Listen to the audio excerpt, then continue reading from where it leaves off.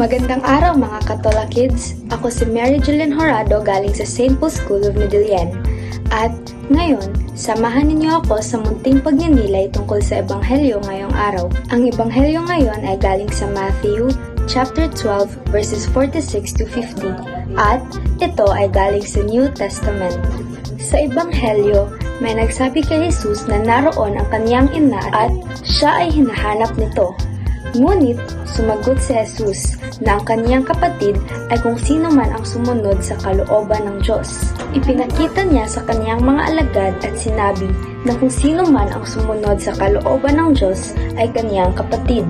Ano ang ibig sabihin nito para sa atin? Hindi sinasabi ni Jesus na hindi mahalaga ang ating pamilya. Sa halip, pinapaintindi niya na mas lumalawak ito kapag sinunod natin ang gawain ng Diyos.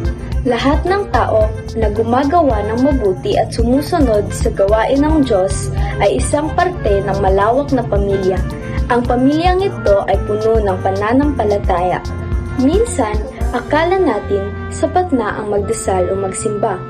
Ngunit, gusto ni Jesus na ang ating mga gawa ay nagpapakita rin ng ating pagmamahal sa Diyos. Kapag tayo ay sumusunod sa ating mga magulang, nakikinig sa ating mga guro, tumutulong sa mga nangangailangan at nagpapatawid ng iba, ating pinapatunayan na tayo ay tunay na kabilang ng kaniyang pamilya.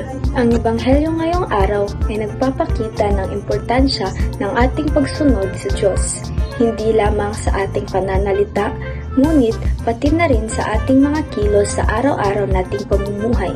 Para sa hamon natin ngayong araw, pumili ng isang mabuting gawain na nagpapakita ng iyong pagmamahal sa Diyos.